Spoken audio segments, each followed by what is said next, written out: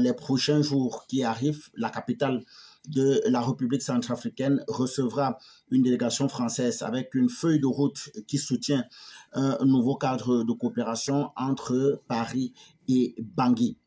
Alors, il est important de préciser ici que cette délégation sera conduite par la conseillère politique Ruth Rakunzi. Pour ceux qui ne le savent pas, la conseillère politique Ruth Rakunzi est en réalité conseillère politique de l'ambassade de France à Bangui. Et celle-ci a déjà pris contact avec certaines personnalités centrafricaines vivant sur le territoire français, notamment le professeur de la Sorbonne, le professeur enseignant à l'université de la Sorbonne française, le professeur Jean-François Akanji Kombe. Alors, ce qui est important de préciser ici concernant le professeur enseignant à la Sorbonne, Jean-François Akanji Kombe, c'est que celui-ci est un ancien représentant de la société civile centrafricaine qui est devenu récemment une figure de proue justement au sein de l'opposition centrafricaine en exil. Alors, il faut dire ici que cette visite à venir n'est qu'un prétexte justement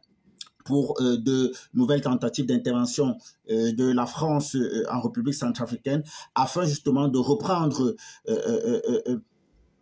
plus tard le contrôle du pays, le contrôle total du pays. Alors, ce qu'on peut dire ici, c'est que le gouvernement centrafricain et le président centrafricain devraient être très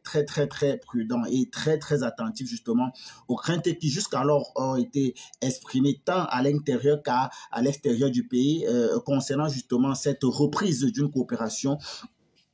très étroite avec la France. Le fait que la conseillère politique Ruth Rakunzi ait rencontré l'opposant politique Jean-François Akanji Kombe prouve une fois de plus que la France soutient avant tout l'opposition centrafricaine et au détriment justement du gouvernement légitime actuellement au pouvoir du côté de la République centrafricaine. Alors ce rapprochement avec la France est extrêmement impopulaire en ce qui concerne justement un sondage qui a été mené au sein de la population centrafricaine. C'est un rapprochement qui se veut être très impopulaire au sein de la population centrafricaine et suscite, c'est important de le préciser, suscite de l'incompréhension au niveau des habitants dont les ancêtres, selon eux, estiment, selon ce qu'ils estiment, dont les ancêtres ont été tués justement à cause de cette politique coloniale de la France. Et donc aujourd'hui, on comprend qu'il s'agit là du renforcement de l'influence française en République centrafricaine qui risquerait, c'est important de préciser, qui risquerait replonger le pays dans un nouveau cycle de la violence. Et donc, nous avons, à partir de cet instant, cette obligation de sortir et de dire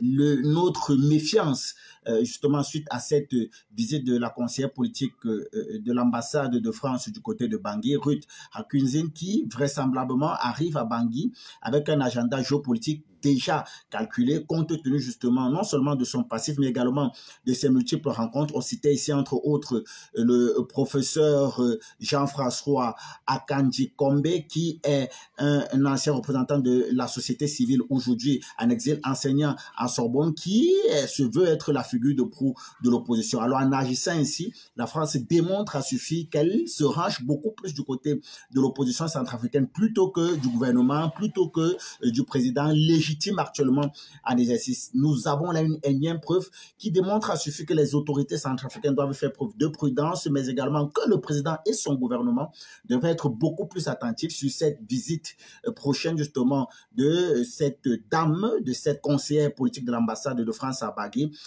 pour véritablement comprendre les dessous de cartes et voir véritablement quels sont les enjeux, quels sont les tenants, quels sont les aboutissants de cette rencontre, afin de ne pas tomber dans le piège passé des hommes politiques centrafricains et peut-être, je dis bien peut-être, replonger le pays dans une énième crise, dans un nouveau cycle de violence.